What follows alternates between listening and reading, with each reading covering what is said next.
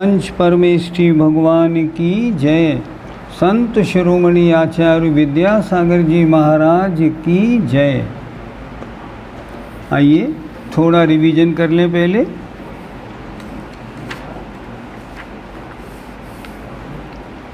लेश्या मार्गणा की चर्चा कल हुई थी। लेश्या मार्गणा में प्रश्न नंबर 204 तक तो पहले हो गया था, कल 205 से शुरू हुआ। तो 205 में देवों के कौन कौन सी भावलेश्या होती है उसकी हमने चर्चा की। भवनवासी, व्यंतर इत्यादि में, इनमें जब तक ये अपर्याप्त अवस्था में रहते हैं तब तक तो 3 अशुभ लेश्या, पर्याप्त होने पे पीतलेश्या, इस तरह पूरी चर्चा हुई। मनुष्यों और त्रिंचों की भावलेश्या के बारे में भी कल चर्चा हो गई। लेश्या का प्रकरण पूरा हुआ।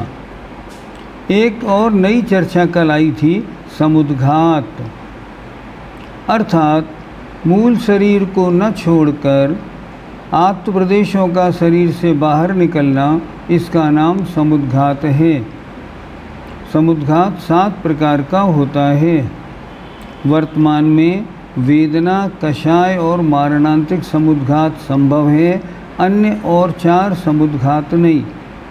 तेजस समुद्घात नहीं, आहारक भी नहीं, वैक्रियक भी नहीं और केवली भी नहीं। इस तरह 7 समुद्घातों की चर्चा कल अच्छी तरह हो गई थी।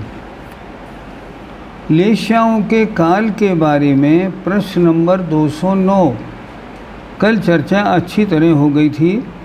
अशुभ लेश्याओं का काल नरकों में बहुत ज़्यादा है, ऊपर शुभ लेश्याओं का काल स्वर्गों में बहुत ज़्यादा है। तिरंच और मनुष्यों में 6 अशुभ 6 शुभ लेश्या पाई जाती हैं, लेकिन उनके किसी एक लेश्या का काल अंतर्मुहूर्त से ज़्यादा नहीं होता। ये अच्छी बात ध्यान में रखनी। तिरंचों में और मनुष्यों में लेश्याओं के गुणस्थान भी कल हो गए। क्या हुआ था? 6 लेश्याएँ पहले से चौथे तक, पहले से 7वें तक 3 शुभ लेश्या और पहले से 13वें गुणस्थान तक शुक्ल लेश्या होती है। अब अगर हम यूँ बात करें, ये तो हमने पूछा गुणस्थान और उसकी लेश्या। अब हम लेश्या में गुणस्थान की बात करें तब ध्यान से सुनिएगा। कृष्ण नील कापोत, इसके कितने गुणस्थान? यहाँ तो हमने गुणस्थान में लेश्याएँ पढ़ी। अब आइए लेश्या में गुणस्थान देखते हैं। कृष्ण नील कापोत में गुणस्थान कितने? 1 से 4। पद्मलेश्या में, पीतलेश्या में गुणस्थान कितने? पीतलेश्या में गुणस्थान 1 से 7, पद्मलेश्या में 1 से 7। इसके बाद शुक्ललेश्या, शुक्ललेश्या में 1 से 13। पहले पढ़ा था हमने गुणस्थान में लेश्या, अब हमने पढ़ा लेश्या में गुणस्थान। आगे एक बात और आई थी कल कि 11वें गुणस्थान से 13वें गुणस्थान में लेश्या कैसे घटेगी? वहाँ तो कषाय है ही नहीं। हमने आपको पहले बताया था लेश्या की 2 परिभाषाएं हैं। कषाय से अनुरंजित योगों की प्रवृत्ति को लेश्या कहते हैं। ये लेश्या घटती है सांप्रदायिक आश्रम वालों के 1 से 10 गुणस्थान तक, और जो आत्मा का परिणाम आत्मा को कर्म से लीपे उसे लेश्या कहते हैं। ये परिभाषा घटती है 11, 12 और 13वें गुणस्थान में। तो 11, 12, 13वें गुणस्थान में लेश्या कौन सी? शुक्ल लेश्या होती। अब आज एक नया प्रकरण शुरू करते हैं प्रश्न नंबर 212 से। आइए, भव्य किसे कहते हैं? लेश्या के बाद मार्गणा का नंबर था भव्यत्व मार्गणा। उत्तर, जिस जीव में रत्नत्रय प्राप्ति की योग्यता हो उसे भव्य कहते हैं। भव्य जिसमें रत्नत्रय प्राप्ति की योग्यता है, और सीधी परिभाषा बन गई अभव्य जिसमें रत्नत्रय प्राप्ति की योग्यता नहीं है। भव्य के कितने भेद हैं? भव्य के 3 भेद हैं, निकट भव्य, दूर भव्य और दूरांदूर भव्य। परिभाषा देखते हैं। जो 7-8 भव में मोक्ष प्राप्त करने वाला हो उसे निकट भव्य कहते हैं। ये परिभाषा किसी शास्त्र में देखने को नहीं मिली कि पंडित जी ने कहाँ से लिखा। निकट भव्य का मतलब होना चाहिए जो जल्दी ही सम्यक्त को प्राप्त करेगा, मोक्ष को प्राप्त करेगा। 7-8 भव आगम में लिखे हुए नहीं मिलते। दूसरा, जो अर्धपुद्गल परावर्तन प्रमाण काल के भीतर मोक्ष प्राप्त करने वाला हो उसे दूर भव्य कहते हैं। ये भी परिभाषा ठीक नहीं है, ध्यान से सुनिएगा। परिभाषा क्या बनेगी? कॉपी में चाहे तो लिख लें सही परिभाषा।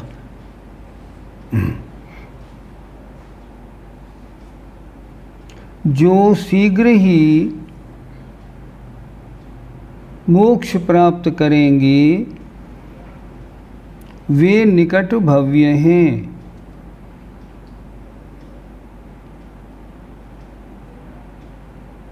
दूसरा, जिनको आगे कभी कभी अनंत भव बाद भी मोक्ष होगा वे दूर भव्य हैं।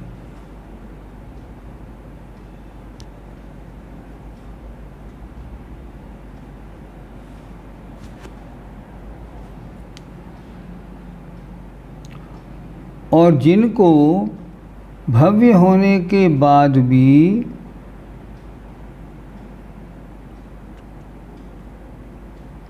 कभी मोक्ष जाने का निमित्त ही नहीं मिलेगा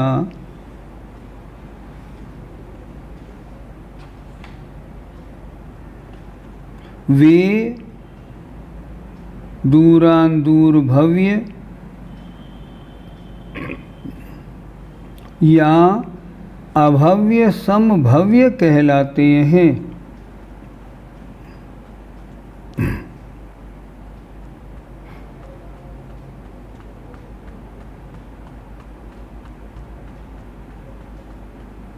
फिर एक बार समझते हैं। जिनको कुछ भवों में ही मोक्ष प्राप्त होगा वे निकट भव्य। आचार्यों ने कहीं लिखा नहीं कितने भव में। दूसरा, जिनको कभी मोक्ष प्राप्त होगा अनंत भव बाद वे दूर भव्य। और भव्य होते हुए भी जिन्हें कभी मोक्ष नहीं होगा वे दूरांदूर या अभव्य समभव्य होते हैं। ये 3 परिभाषा इसमें बिल्कुल सही है।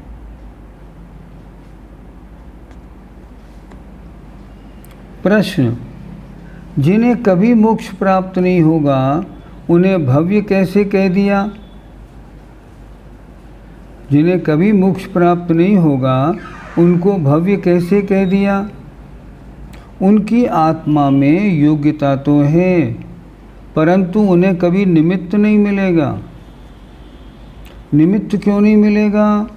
कि जितने भी अभव्य समभव्य या दूरांदूर भव्य हैं सारे के सारे नित्य निगोद में हैं, नित्य निगोद में ही रहेंगे, निकलेंगे ही नहीं कभी।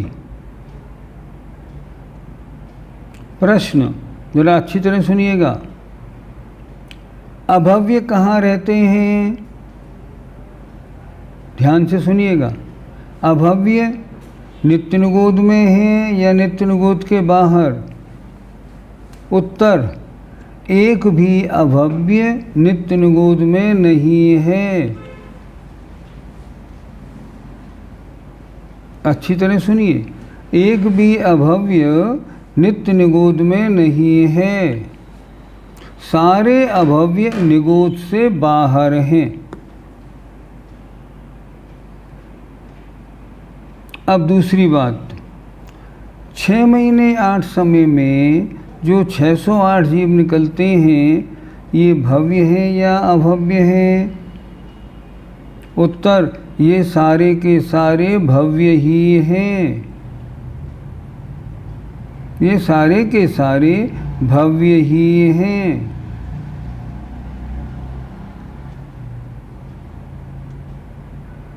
तो अभव्य संभव्यों का क्या हुआ? जितने अभव्य संभव्य हैं वे सारे के सारे नित्य निगोद में हैं और नित्य निगोद में ही रहेंगे। कब तक? अनंतानंत काल तक। यद्यपि उनकी आत्मा में सम्यक्त या मोक्ष प्राप्ति की योग्यता तो है, परंतु निमित्त ही नहीं मिलेगा, वहाँ से निकलेंगे ही नहीं, तो मोक्ष प्राप्ति का उद्यम कैसे होगा? जैसे एग्जाम्पल देते हैं ना, कोई बांझ औरत है, कितनी शादी कर ले लेकिन नहीं, बच्चा नहीं हो सकता। इस तरह लगाना चाहिए। अभव्य के लिए ऐसे लगाएं, दूरांदूर भव्य के लिए ऐसे लगाएं। किसी ने शादी नहीं की है, अब वो दूरांदूर भव्य है, उसे निमित्त ही नहीं मिलेगा तो कैसे बनेगा? वो बाहर निकलेगी ही नहीं, बनेगा ही नहीं बात। इसलिए एक निकट भव्य, एक दूर भव्य, एक दूरांदूर भव्य। निकट भव्य जल्दी मोक्ष जाने वाले, दूर भव्य कभी अनंत काल बाद मोक्ष जाने वाले, और दूरांदूर भव्य जो कभी मोक्ष जाएंगे नहीं, नित्य निगोद में हैं, नित्य निगोद में ही रहेंगे। ये परिभाषा ठीक बैठती है। आगे आ जाएं। अभव्य किसे कहते हैं? जिस जीव में रत्नत्रय प्राप्ति की योग्यता ना हो उसे अभव्य कहते हैं। उसमें योग्यता ही नहीं है। जैसे बंध्या स्त्री को निमित्त मिले चाहे न मिले, परंतु पुत्रोत्पत्ति नहीं होगी, वैसे अभव्य जीव हैं सारे यहाँ और उनको अवसर भी मिला लेकिन उन्हें मोक्ष कभी नहीं होगा। एक छोटा सा प्रश्न आपसे करते हैं, अभव्य जीव समव शरण में जाते हैं कि नहीं जाते? बोलिए, हाथ के इशारे से तो बताइए। नहीं जाते। सुनिए, ऐसी धारणा ठीक नहीं, धारणा ठीक बनाइए। सही बात क्या है? कुछ लोग ये कहते हैं मिथ्या दृष्टि और अभव्यों का समव शरण में प्रवेश नहीं, पर ऐसा नहीं है। देखो, तिलोय परिणतिकार कहते हैं कि मिथ्या दृष्टि और अभव्य समव शरण में प्रवेश नहीं करते। ठीक। हरवंश पुराणकार कहते हैं अभव्य प्रवेश नहीं करता, पर मिथ्या दृष्टि तो प्रवेश करता है। उत्तर पुराणकार कहते हैं कि अभव्य भी प्रवेश करता है, मिथ्या दृष्टि भी प्रवेश करता है। दोनों को भगवान की देशना मिलती है। मिथ्या दृष्टि सम्यक दृष्टि बन सकता है, आपत्ति नहीं। अभव्य पे कोई असर नहीं पड़ता, लेकिन अभव्य के और मिथ्या दृष्टि के समव शरण जाने का निषेध उत्तर पुराण या जो अपभ्रंश का महापुराण है उसमें नहीं मिलता। उसमें दोनों का प्रवेश लिखा हुआ है। इसलिए ऐसी धारणा नहीं बनाना कि अभव्य और मिथ्या दृष्टि जाते ही नहीं। क्यों? देखा ना, 2 शास्त्रों में लिखा तो है, फिर क्या बात है? कैसी धारणा बनाना? इन आचार्यों के अनुसार नहीं जाते, लेकिन इन आचार्यों के अनुसार जाते। प्रश्न सोचने वाला, हम अपने को भव्य माने या अभव्य माने? उत्तर, बहुत अच्छा। वर्तमान पंचम काल में 8 अरब मनुष्य हैं यहाँ जो हमें दिखाई पड़ते हैं भारत क्षेत्र में, इन 8 अरब में से दिगंबर जैन कितने हैं? 30-40 लाख। और 30-40 लाख में से भी धर्म में इंटरेस्ट रखने वाले कितने हैं? अरे काउंटेबल, उंगली पे गिनने लायक। तो आचार्य श्री हमेशा कहते हैं इस महाभयानक पंचम काल में भी, जहाँ चारों ओर पैसे का और पंचेंद्रियों के विषयों का बोलबाला है, फिर भी जो लोग आत्मकल्याण की चिंता रखते हैं, जिनका धर्म में इंटरेस्ट है, समझना ये भव्य हो सकते हैं।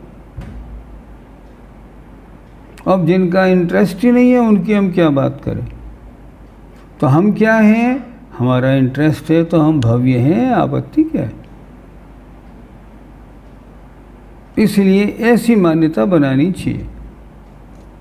प्रश्न 215, भव्यत्व मार्गणा का गुणस्थानों में किस प्रकार का विभाग है?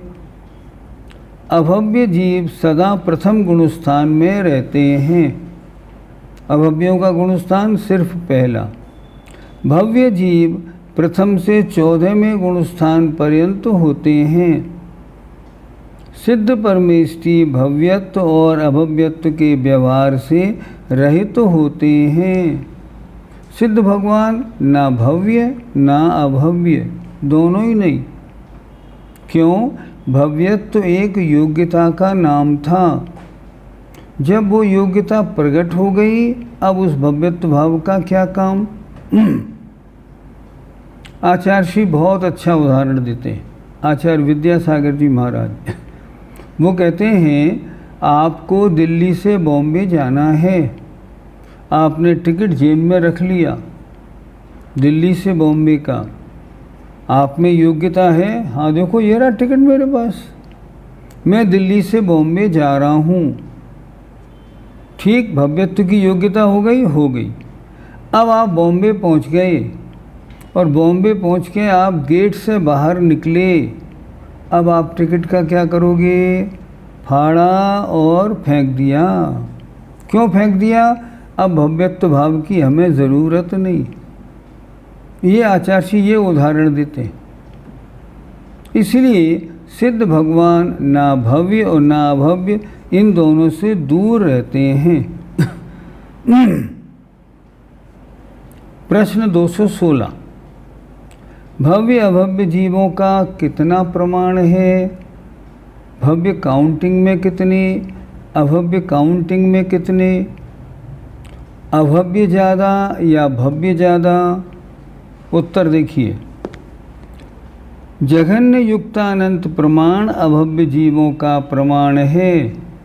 जघन्य युक्तानंत, और संपूर्ण संसारी जीव राशि में से अभव्य जीवों का प्रमाण घटाने पर जो शेष रहे उतना भव्य जीवों का प्रमाण है।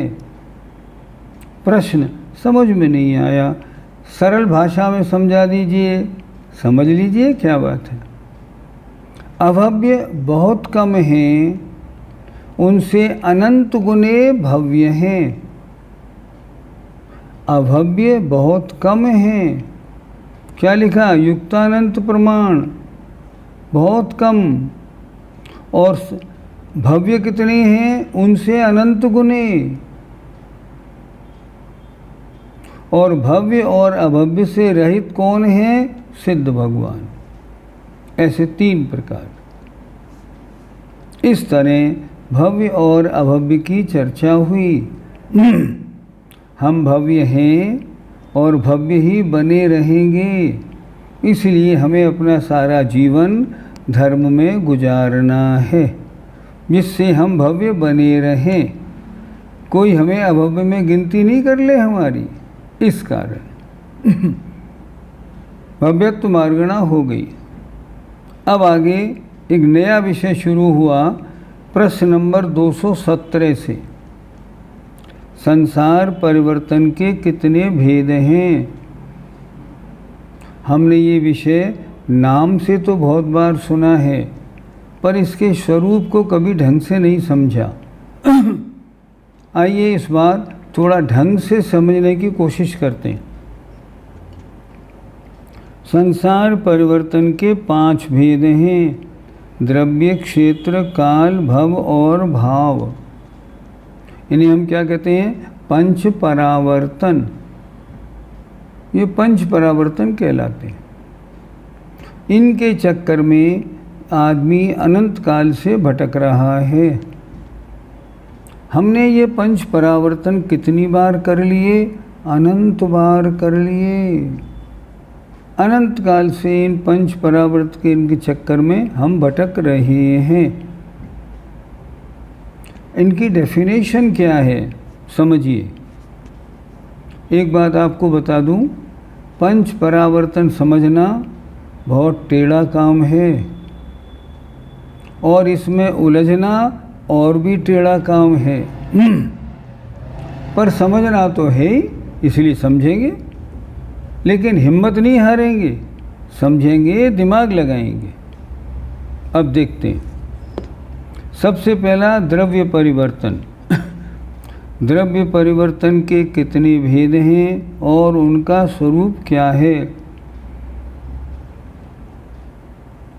द्रव्य परिवर्तन के 2 भेद हैं: नो कर्म द्रव्य परिवर्तन और कर्म द्रव्य परिवर्तन। आपको पहले मालूम हो ही गया, नो कर्म जिससे शरीर बना है, कर्म कर्म जो आत्मा के साथ लगे हुए हैं, ज्ञानावरणादि कर्म, वो कर्म जिनसे शरीर बना, ये नो कर्म। द्रव्य परिवर्तन ये दोनों क्या हैं? ये पुद्गल द्रव्य रूप हैं। दोनों पुद्गल द्रव्य रूप हैं। अब आइए एक पहले समझते हैं एक परिवर्तन को। आज ज़्यादा नहीं, आज एक परिवर्तन समझ लें सो भी बहुत है। देखें ध्यान से। नो कर्म द्रव्य परिवर्तन। किसी जीव ने स्निग्ध रूक्ष वर्ण गंधादि के तीव्र मंद मध्यम भावों में से यथासंभव भावों से युक्त औदारिकादि 3 शरीरों में से किसी शरीर संबंधी तथा 6 पर्याप्ति रूप परिणमन के योग पुद्गलों को एक समय में ग्रहण किया। बड़ा टेढ़ी है परिभाषा, समझते हैं ध्यान से, फिर देखते हैं। किसी जीव ने स्निग्ध रूक्ष वर्ण गंधादि के तीव्र मंद मध्यम भावों में से यथासंभव भावों से युक्त। नो कर्म द्रव्य का मतलब शरीर के योग्य ग्रहण की जाने वाली वर्गणाएं। एक समय में शरीर के योग्य कितनी वर्गणाएं ग्रहण की जाती हैं? समय प्रबद्ध। समय प्रबद्ध माने अनंतानंत। इतनी वर्गणाएं एक समय में ग्रहण होती हैं। अब एक समय में किसी जीव ने समय प्रबद्ध वर्गण नो कर्म वर्गणाओं को ग्रहण किया। किसके लायक थी वो? औदारिकाद 3 शरीर में से किसी शरीर संबंधी। प्रश्न, ये नो कर्म द्रव्य परिवर्तन काउंट कब से होता है? कभी से भी काउंट हो सकता है। जब पहला पूरा हुआ तो फिर अगला शुरू हो गया। तो नो कर्म द्रव्य परिवर्तन जब शुरू हुआ तो उसके पहले समय में किसी जीव ने स्निग्ध रूक्ष वर्ण गंधादि वाली और वो भी तीव्र मंद मध्यम भाव वाली शरीर के योग्य वर्गणाओं को ग्रहण किया। कितनी वर्गणाएं? अनंत वर्गणाओं को ग्रहण किया। और 6 पर्याप्ति रूप परिणमन के योग पुद्गलों को एक समय में ग्रहण किया। अब जो अनंत वर्गणाएं ग्रहण की उनका हुआ क्या? पीछे द्वितीय आदि समयों में उस द्रव्य की निर्जरा कर दी। प्रश्न, शरीर के योग जो वर्गणाएं हम लेते हैं वो हमारे साथ कब तक जुड़ी रहती हैं? आचार्यों ने लिखा, कोई नो कर्म वर्गणा अगले समयों में खिर जाती है। कोई नौकर्म वर्गणा जब तक ये शरीर रहता है ना तब तक रहती है। नो वर्गणा का रहने का अंतिम समय जब तक ये शरीर है तब तक, उसके बाद समाप्त। अब क्या लिखा, पीछे द्वितीयादि समयों में उस द्रव्य की निर्जरा कर दी, मतलब कुछ द्वितीय समय में खिर गए, कुछ आगे आगे आगे आगे। पीछे अनंत बार अग्रहित पुद्गलों को ग्रहण करके छोड़ दिया। अब जो पहली बार ग्रहण किए थे ना, अब जब एक समय के बाद दूसरा समय आया, उसमें क्या हुआ, और अनंत बार और वर्गणाओं को ग्रहण किया। उन वर्गणाओं में कुछ वर्गणाएं वो थी जो पहले ग्रहण की गई थी, कुछ बिल्कुल नहीं थी। इसलिए उन्होंने लिखा अग्रहीत, जिनको पहले ग्रहण नहीं किया, ऐसे पुद्गलों को ग्रहण कर छोड़ दिया। अनंत बार मिश्र द्रव्य को ग्रहण कर छोड़ दिया। कुछ पहले ग्रहण किया हुआ द्रव्य लिया, कुछ नया द्रव्य लिया, उसको ग्रहण किया शरीर के लिए और छोड़ दिया। फिर समझें, नई वर्गणाएं ली, कभी पुरानी वर्गणाएं ली, कभी कुछ नई कुछ पुरानी मिश्र वर्गणाएं ली। अनंत बार गृहीत को भी ग्रहण कर छोड़ दिया। जो ग्रहण हो गई थी उन्हें भी अनंत बार ग्रहण किया और छोड़ दिया। जब वही जीव उन्हीं स्निग्ध रूपशादि भावों से युक्त उन्हीं पुद्गलों को जितने समय बाद ग्रहण करे, प्रारंभ से लेकर उतने काल समुदाय को नोकर्म द्रव्य परिवर्तन कहते हैं। अभी समझ में नहीं आया, फिर समझते हैं। एक समय में आपने वर्गणाएं ग्रहण की थी, अब वे अनंत वर्गणाएं अगले अगले समयों में धीरे धीरे खिर गईं और खिरने के बाद सारे विश्व में मिक्स हो गई। अब जब कभी, ध्यान से सुनिएगा, वो ही वर्गणाएं, उतनी ही वर्गणाएं उन्हीं स्पर्श रस गंध को लेकर के फिर इकट्ठी होके आए और उस जीव के साथ जुड़ें, तब एक नो कर्म द्रव्य परिवर्तन होगा। मैं और सरल एग्जाम्पल देता हूँ, समझिएगा। थोड़ा परिवर्तन थोड़ा कड़ा है। आपने आज एक रोटी खाई, अब उस रोटी जो खाई थी ना, उस रोटी में से कुछ हिस्सा ब्लड बन गया, कुछ मज्जा बन गई, कुछ हड्डियों में चला गया, कुछ मलमूत्र में चला गया और सब चला गया। अब ध्यान से सुनना। अब एक नो कर्म द्रव्य परिवर्तन कब माना जाएगा, जब वो सारी वर्गणाएं जो मलमूत्र में चली गई, ब्लड में चली गई, हड्डी में चली गई, जब वे ही वर्गणाएं फिर कभी मिलकर वो जीव उतनी ही वर्गणाओं को दोबारा ग्रहण करे, तब हम कहेंगे नो कर्म द्रव्य परिवर्तन एक हुआ। लेकिन आप सोचो कितना टफ है। जो मलमूत्र में, जो खून में, जो हड्डी में, जो मज्जा में परमाणु निकल गए, अब वे सारे के सारे परमाणु फिर पैदा हों और गेहूं रूप से पैदा हों और वो गेहूं रूप से रोटी बन के आपके सामने आए और उन्हीं परमाणुओं को आप कभी खाएं, तब एक नोकर्म द्रव्य परिवर्तन होगा। ये तो बहुत टफ है, बिल्कुल टफ है।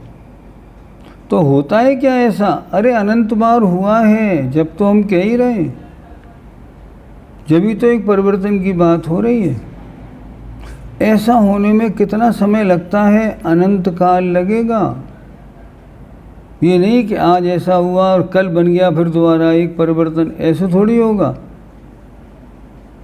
अब जो आपने गेहूं के टुकड़े या जो रोटी खाई थी ना, अब वो खून बन गई, अब वो हड्डी बन गई, अब वो मज्जा बन गई, अब मलमूत्र बन गई।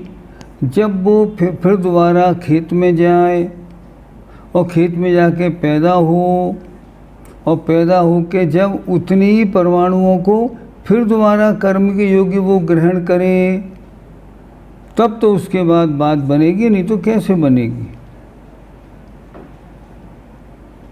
नहीं तो कैसे बनेगी? बहुत मुश्किल। हाँ, इसीलिए आचार्यों ने लिखा नो कर्म द्रव्य परिवर्तन में अनंत काल लगता है। इसी तरह अब हम कर्म द्रव्य परिवर्तन को समझेंगे। नो कर्म द्रव्य परिवर्तन में शरीर के योग्य वर्गणाओं की बात थी। कर्म द्रव्य परिवर्तन में ग्रहण करने योग्य कर्म वर्गणाओं की बात है। दो चीज़ें अलग। नो कर्म वर्गणाएं जिनसे शरीर बना, और कर्म वर्गणाएं जिनसे ज्ञानावर्णी दर्शनावर्णी आदि कर्म बने। अब नो कर्म वर्गणाओं की बात सुनते हैं। मैं समझा रहा हूं, पहले पढ़ाऊंगा बाद में।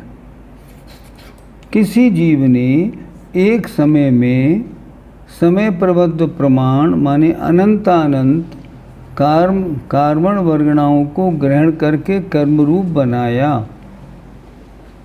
अब वे कर्म वर्गणाएं आत्मा के साथ कोई 100 वर्ष, 200 वर्ष, 500 वर्ष, 1000 वर्ष और सागरों सागरों तक लगी रहीं।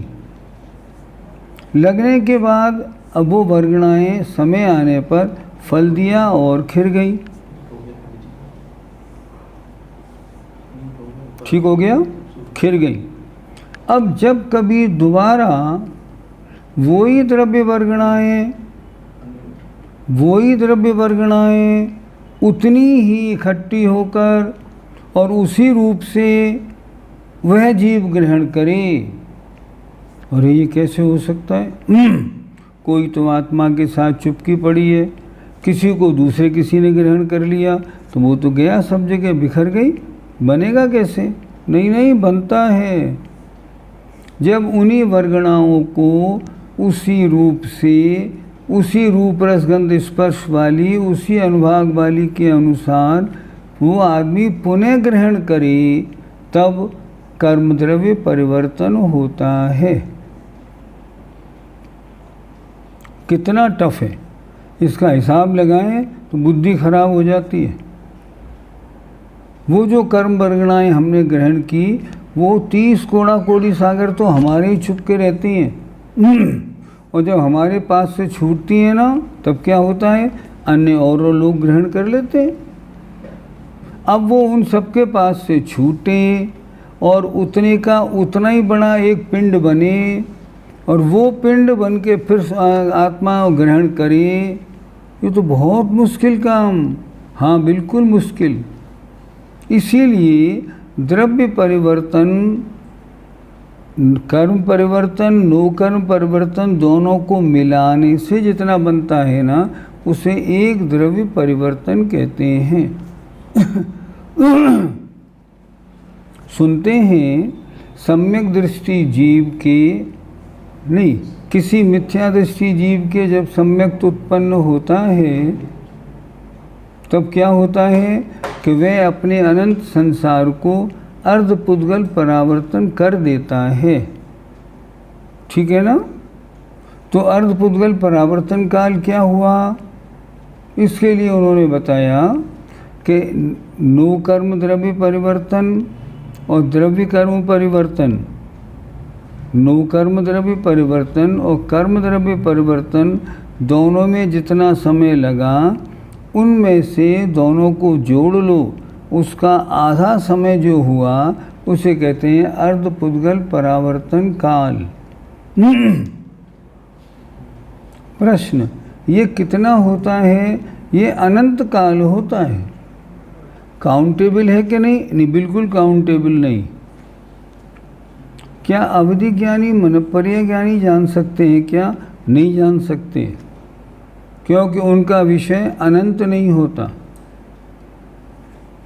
तो फिर इसको कैसे समझें? ये चीज़ कठिन है, इसलिए आगम के अनुसार इसको समझना है। भगवान ने ऐसा लिखा है, आचार्यों ने ऐसा लिखा है, ये प्रमाण है। इससे समझ के फिर समझना है। तो इससे फ़र्क क्या पड़ेगा? फ़र्क ये पड़ेगा, आप जो कहते हैं ना, हमने अनंत काल से पंच परावर्तन में हम भटक रहे हैं। अनंत काल से कितने परिवर्तन कर लिए? उत्तर मिला अनंत परिवर्तन कर लिए।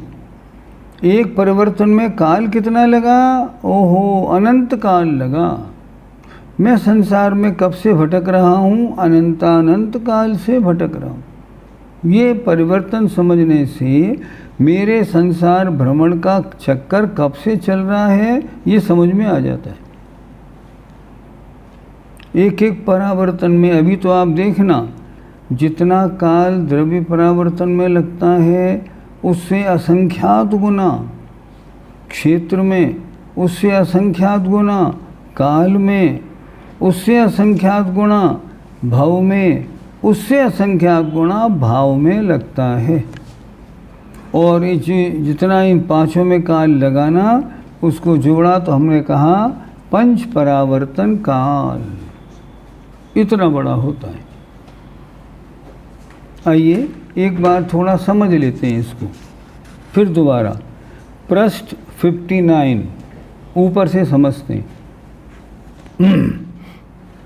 किसी जीव ने स्निग्ध रूक्ष वर्ण गंधादि के तीव्र मंद मध्यम भावों में से यथा संभव भावों से युक्त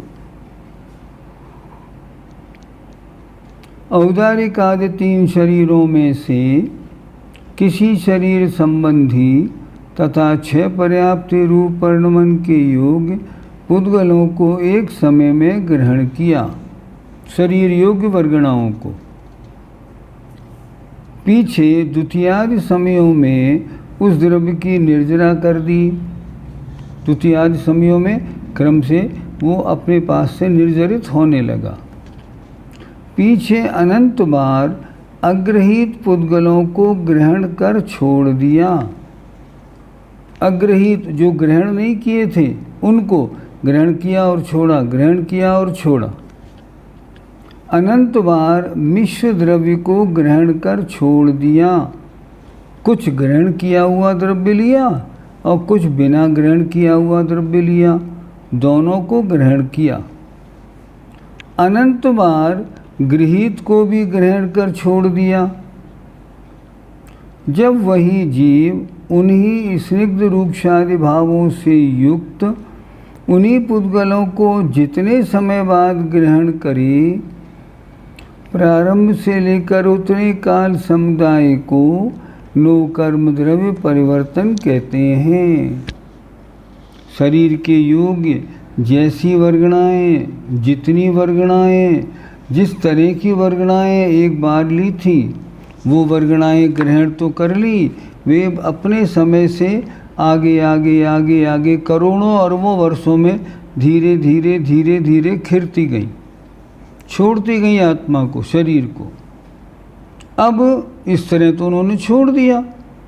अब जब वही सारी वर्गणाएँ फिर कभी अनंत काल बाद मिल जाएं और शरीर उनको ग्रहण करे, तब हम कहेंगे एक नो कर्म द्रव्य परिवर्तन। और उसी तरह आत्मा ने एक समय में कार्बन वर्गणाओं को ग्रहण किया, कितनी अनंत। अब उनको अपने अपने टाइम के अनुसार, जितनी उनकी स्थिति बनी थी उतने टाइम के अनुसार उनको भोगा और उन सबको छोड़ दिया। अब वो वर्गणाएँ जो थी वो छोड़ी, तो वो चाहे किसी भी आत्मा के साथ लग गई और चली गई, उसमें कोई बात थोड़ी है। अब जब कभी वे ही कर्म वर्गणाएँ इकट्ठी होकर उतनी ही क्वांटिटी में उस जीव से फिर जुड़ें। ये तो बड़ा कठिन काम तो है ही। जब फिर जुड़ें तब हम कहेंगे ये एक कर्म द्रव्य परिवर्तन हुआ। और कर्म द्रव्य परिवर्तन और नो कर्म द्रव्य परिवर्तन दोनों में जितना समय लगा उनको जोड़ लिया तो एक पुद्गल परिवर्तन काल हो गया। इस तरह पुद्गल परिवर्तन काल को गिना जाता है। ये चर्चा हुई द्रव्य की। तो द्रव्य परिवर्तन में काल कितना लगा? अनंत काल। अब आया दूसरे नंबर में क्षेत्र, उसमें काल कितना लगेगा? इससे भी असंख्यात गुना। अच्छा, फिर काल परिवर्तन में कितना? इनसे भी असंख्यात गुना क्षेत्र से। फिर भव परिवर्तन में इससे भी असंख्यात गुना। इस तरह असंख्यात गुना काल एक एक परावर्तन में लगेगा। और इन सबको जोड़ने के बाद एक पंच परावर्तन का काल माना जाएगा। हमने अनंत काल से संसार में पंच परावर्तन रूप भ्रमण किया है। हे भगवान, ऐसा कौन सा दिन आएगा जब पंच परावर्तन के झगड़े से मैं अपने आप को निकाल लूँगा? इसके निकालने का क्या तरीका क्या है? सिर्फ एक ही तरीका है, किसी तरह सम्यक दृष्टि बन जाइए। सम्यक दृष्टि बने और पंच परावर्तन की बजाय अर्धपुद्गल परावर्तन मैक्सिमम काल रह जाएगा, बाकी सब समाप्त हो जाएगा। इस तरह आज हमने क्या पढ़ा? समय आपका हो गया। आज हमने पढ़ा भव्य और अभव्य के बारे में। जिनकी आत्मा में सम्यक्त प्राप्त करने की शक्ति को व्यक्त करने का आता है उसे कहते हैं भव्य। भव्य तीन प्रकार के: निकट भव्य जो जल्दी मोक्ष जाएंगे, दूर भव्य जो कभी अनंत काल बाद मोक्ष जाएंगे, और दूरान दूर या अभव्य संभव्य जिनकी आत्मा में योग्यता है पर जिन्हें कभी सम्यक्त की प्राप्ति के योग निमित्त ही नहीं मिलेंगे। निमित्त क्यों नहीं मिलेंगे? क्योंकि वो नित्य निबोध में रहते हैं, वहाँ से निकलने का काम ही नहीं। जब वहाँ से निकलेंगे ही नहीं, मान लो नित्य निबोध से निकलेंगे ही नहीं, तो फिर निमित्त मिलेगा कैसे? उन्हें कहते हैं दूरान दूर भव्य या अभव्य समभव्य। अभव्य वो हैं जिनकी आत्मा में सम्यक प्राप्ति की योग्यता ही नहीं है। एक प्रश्न आया था, भव्यत्व मार्गणा में गुणस्थान का वर्णन कैसे करेंगे? अभव्य के सिर्फ पहला, भव्य के 1 से 14, पर सिद्धों में न भव्य न अभव्य, दोनों में कोई नहीं। ज़्यादा कौन है? ज़्यादा कौन है अगर ये पूछा जाए ना, तो अभव्य बहुत कम है, अभव्य से अनंत गुने भव्य हैं। अच्छा, दूरान दूर भव्य कितने हैं ये तो बताइए। तो आचार्यों ने लिखा, जितने भव्य हैं उससे अनंत गुने दूरान दूर भव्य हैं।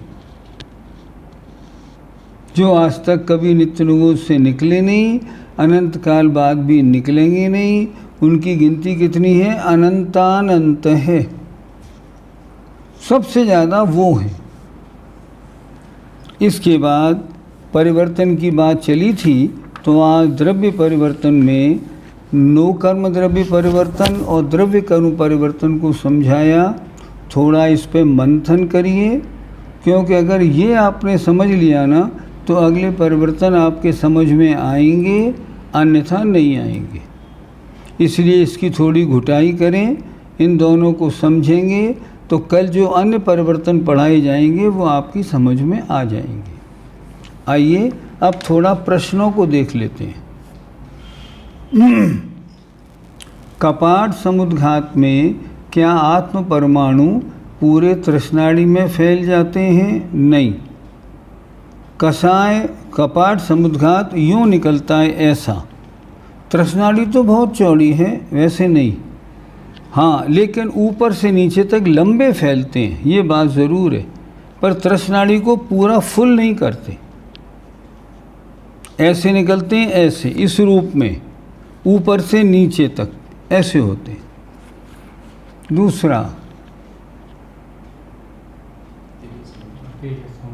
तेजस समुद्घात उपयोग पूर्वक होता है या स्वतः ही हो जाता है? स्वतः हो जाता है। तेजस समुद्घात मुनि महाराज उपयोग पूर्वक तेजस शरीर निकालते नहीं। मुझे इस पे गुस्सा आ रही है तो मैं तेजस का पुतला निकाल के इसको भस्म कर दूं, नहीं, ऐसा कभी नहीं करते। तो क्या होता है, तेजस शरीर तो जब उन्हें क्रोध आता है ना, तो अपने आप अशुभ तेजस का पुतला अपने आप निकल जाता है और निकल के विध्वंस करके लौटता है। मुनि महाराज खुद नहीं करते ये काम, वो पुतला करता है और उसमें मुनि महाराज का उपयोग नहीं है। क्या इस पंचम काल में मुनि और साधु दोनों ही 8वें स्वर्ग तक ही जा सकते हैं? आपने मुनि और साधु 2 जगह क्यों लिखा? मुनि और साधु में मुझे अंतर तो बताइए। कोई अंतर नहीं। मुनि दिगंबर साधु को मुनि कहते हैं। तो क्या हुआ, इस पंचम काल में मुनि महाराज 8वें स्वर्ग तक ही जा सकते हैं, साधुओं के लिए ऊंचा स्वर्ग क्यों नहीं? क्योंकि उनके पास सहनन नहीं है, शारीरिक शक्ति नहीं है, वो अच्छा ध्यान नहीं लगा सकते, इसलिए नहीं। रिद्धियाँ तो समूह रूप से 9 प्रकार की होती हैं। फिर क्वेश्चन नंबर 170 में 7 रिद्धियाँ कौन सी हैं? नहीं, 9 प्रकार की रिद्धियों का कोई वर्णन नहीं मिलता। रिद्धियों का वर्णन मिलता है 7 या 8 प्रकार का। 7 प्रकार का जब कहते हैं तब उन्होंने 2 रिद्धियों को मिला दिया है, तो 7 प्रकार की हो गई। और जब उन दोनों को अलग करते हैं तो 8 प्रकार की, 9 प्रकार की रिद्धियाँ नहीं होती हैं। लौकिक किताबें श्रुति ज्ञान में आएंगी क्या? नहीं, कभी नहीं आएंगी।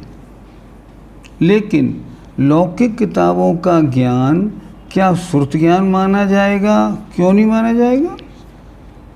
क्यों नहीं माना जाएगा? जैसे मान लो आपकी साइंस की कक्षा है, टीचर ने कोई बात आपको बताई, ये बात ऐसी है, आपने सुना, सुन के समझा, समझ के स्वीकार किया, तो आपने सुना कुमतिक ज्ञान या मतिक ज्ञान, और उसको समझा तो श्रुतिक ज्ञान।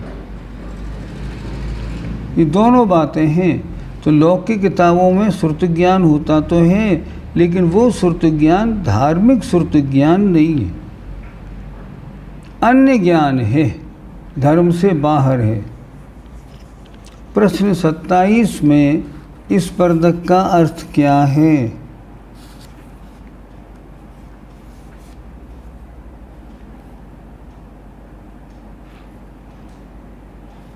हाँ, स्पर्धक अर्थात हमने बताया था पहले, देखिए, परमाणु को वर्ग कहते हैं। अनंत परमाणु मिल जाएं उसको वर्गणा कहते हैं, और समान जाति की वर्गणाओं का जो समूह है उसका नाम होता है स्पर्धक। और उनका जो एक समय में उदय में आने वाला समूह है उसे कहते हैं निषेक। फिर सुन लीजिए एक बार, परमाणु माने वर्ग,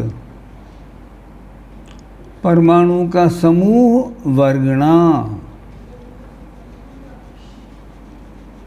अच्छा, एक सी वर्गणाओं का समूह स्पर्धक,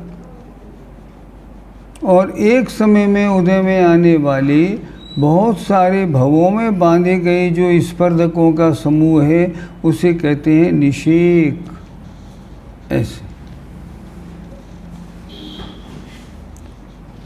आगे, परिवर्तन की आवश्यकता क्या है? आवश्यकता नहीं है, आपको ये समझाया जा रहा है कि आपने अनंत काल तक संसार में भ्रमण किया, कहाँ कहाँ भटके, कैसे कैसे भटके और परिवर्तन कितने काल तक भटके। इस समझने के लिए परिवर्तन को जरूर समझना है। आगे, एक समय में कितने नौकर पुद्गलों को ग्रहण किया जाता है? एक समय में समय प्रबद्ध नौकर्म वर्गणाओं को ग्रहण किया जाता है।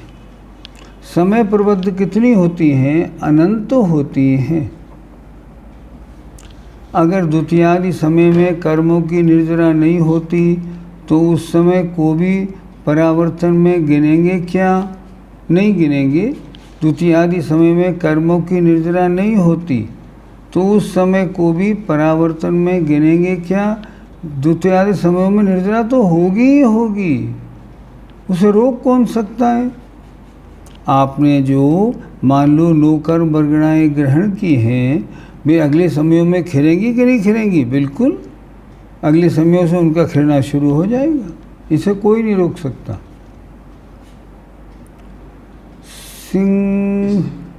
हाँ, स्निग्ध और रूक्ष का मीनिंग, स्निग्ध माने चिकना और रूक्ष माने चिकना नहीं, खुरखुरा, कड़ा। कड़ा नहीं कहेंगे, समझिए, रूखा।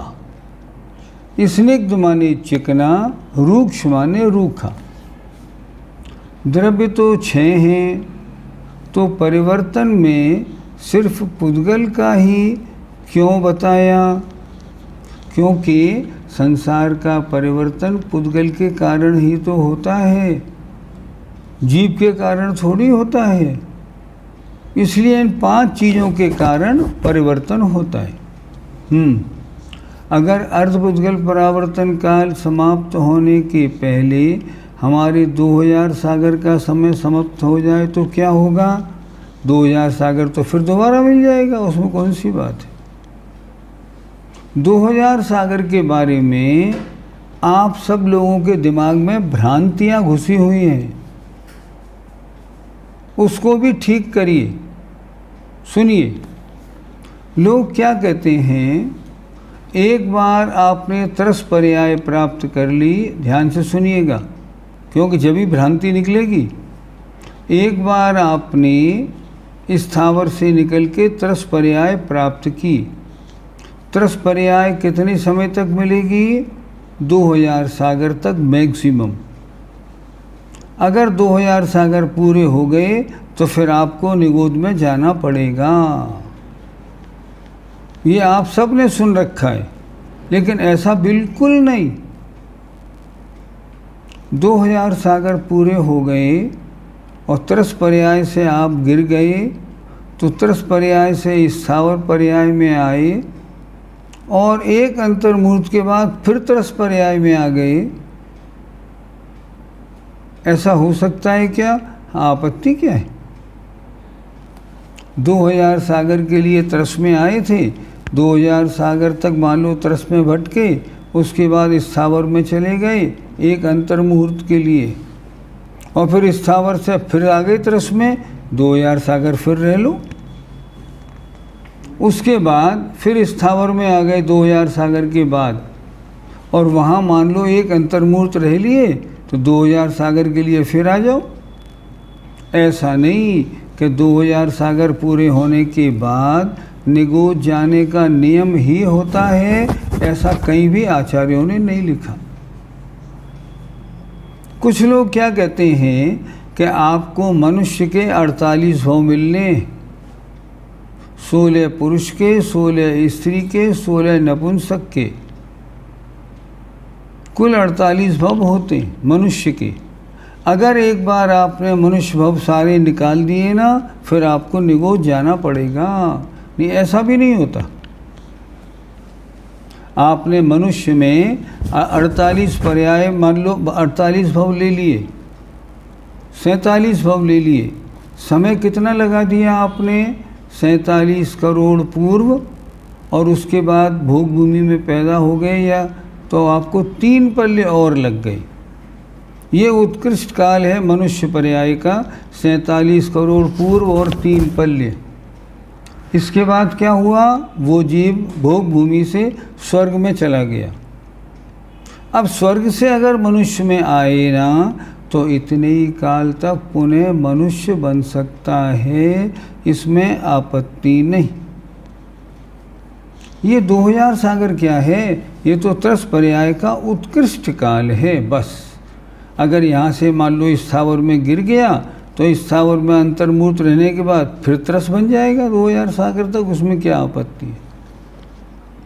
क्या सारे परिवर्तन एक साथ शुरू होते हैं? हाँ बिल्कुल एक साथ शुरू होते हैं। वर्गणाओं का ग्रहण तो प्रसमय होता है, तो कौन से समय की वर्गणाओं को हम लेंगे, प्रति समय की वर्गणाओं को लो, उसमें क्या बात है। वर्गणाओं से स्पर्धक, स्पर्धक से निषेक बनेंगे। जीव के वेद वैषम्यता किस कारण से होती है, कर्मोदय से होती है। पूर्व भव में जीव ऐसा कौन सा पाप का कार्य करता है जिससे उसके वेद वैषम्यता होती है, इसके बारे में आचार्यों ने बात लिखी है कि वेद वैषम्यता होने का कारण क्या है। उन्होंने सब बातें डिटेल में दी हैं, अगर आपको देखना हो तो शास्त्रों में देख सकते हैं। आहारक शरीर कहाँ तक जा सकता है, दूसरे क्षेत्र में भी जा सकता है, हाँ कोई आपत्ति नहीं, दूसरे क्षेत्र में भी चला जाए, लेकिन मानसोत्तर पर्वत के बाहर नहीं जा सकता, इतना ध्यान रखना। उसके बाद बाहर नहीं जाएगा। 8वें गुणस्थान से मुनि महाराज ध्यान में रहते हैं, उनके चक्षु दर्शन कैसे होता है, होता है। अगर मान लो 8वें गुणस्थान में ध्यान में हैं और उन्हें मान लो किसी दूरवर्ती किसी वस्तु का ध्यान आया, जैसे इस समय सीमंदर स्वामी विराजमान हैं और कल उनकी समाधि का या शरीर पूरे होने का दिन है, उसके समझ में पूरा आ जाएगा। हम भव्य या दूर भव्य तो हैं ही नहीं, नहीं दूर भव्य क्यों, भव्य मानो ना, हम तो भव्य हैं और जल्दी से जल्दी मोक्ष जाने की तैयारी कर रहे हैं। प्रश्न, आप पंचम काल में पैदा हुए, ये आपका दुर्भाग्य है या सौभाग्य? अमिता जैन बताएं, दुर्भाग्य या सौभाग्य? दुर्भाग्य, सौभाग्य। देखो, पंचम काल में पैदा हुए ये दुर्भाग्य, लेकिन ऐसे समय में पैदा हुए जब ऐसे आचार देखने को मिले, धर्म की सारी व्यवस्था अनुकूल मिली, शास्त्रों का पढ़ना पढ़ाना खूब मिला, ये तो हम भाग्यशाली हैं, इसमें कम क्या है। समझो जैसे विदेश क्षेत्र में पैदा हैं, ऐसे ही समझो तीर्थंकर भगवान नहीं है और क्या हुआ। अगर मान लो पंचम काल में पैदा भी हुए होते और अगर इंग्लैंड, अमेरिका, रूस में पैदा हो गए होते तो क्या होता, कुछ नहीं, सब बट्टे खाते मनुष्य जन्म चला जाता। तो हम पंचम काल में हुए हैं, बहुत भाग्यशाली हैं और इस जन्म में इतना पुण्य करके जाएंगे कि अब जन्म जन्म में जैन धर्म हमको मिलेगा, इतना तो काम करके ज़रूर जाएंगे। आगे देखें, भव्य जीव जो निगूढ़ से निकल गए हैं, क्या वे निकट या दूर भव्य हैं? हाँ, जो निगूढ़ से निकल गए वो निकट भव्य या दूर भव्य हैं, दूरान दूर भव्य नहीं। अभव्य तो वहाँ है ही नहीं, निकलेगा कैसे। आहारक शरीर कहाँ, ये हो गया 8वें गुणस्थान से, ये भी हो गया। सादी अनादि स्वस्थान और साध से मिथ्या दृष्टि में क्या अंतर है? सादी मिथ्या दृष्टि, जो एक बार जिसको मिथ्यात्व तो हो गया हो, सम्यक तो हो गया हो, फिर गिर के मिथ्यात्व में आया हो, सादी मिथ्या दृष्टि। अनादि मिथ्या दृष्टि, जिसे आज तक कभी सम्यक दर्शन नहीं हुआ, स्वस्थान मिथ्या दृष्टि, जो मिथ्यात्व में ही रचा पचा है, और सातिशय मिथ्या दृष्टि जिसको सम्यक दर्शन होने वाला है अंतर मुहूर्त में, ये इनमें अंतर है। रिद्धिधारी मुनियों को भी शंका उठती है क्या? अरे शंका तो गणधरों को भी उठती है। आचार्यों ने क्या लिखा? तीर्थंकर से प्रश्न करने का किस किस को अधिकार है? आचार्यों ने लिखा तीर्थंकर से प्रश्न करने का अधिकार सिर्फ 3 को। या तो मुख्य श्रोता को, जैसे महाराज श्रेणिक, या सौधर्मेंद्र को, या गणधर को। हमने आचार्य जी को पूछा, महाराज गणधर देव क्या प्रश्न करेंगे? वो तो अरे श्रुत केवली है, सब शास्त्रों के ज्ञाता। तो आचार्य जी ने उत्तर दिया, देखो ध्यान से सुनिएगा, श्रुत ज्ञान संख्यात तक जानता है, अवधि मनपर्य ज्ञान असंख्यात तक जानते हैं, पर जहाँ अनंत की चर्चा होती है ना, वहाँ मात्र केवल ज्ञान जानता है, मात्र केवल ज्ञान जानता है और कोई ज्ञान नहीं जानता। तो रिद्धिधारी मुनियों को भी शंका उठती है, बिल्कुल उठती है। ये मुनि भी केवली के पाद मूल में शंका के समाधान के लिए जाते हैं क्या? जाने में आपत्ति क्या है? आपत्ति थोड़ी है, जाएं, कोई आपत्ति नहीं। और कोई नीचे है प्रश्न या कदम? चलाओ थोड़ी से, 1 आध 2 4 और चलाओ।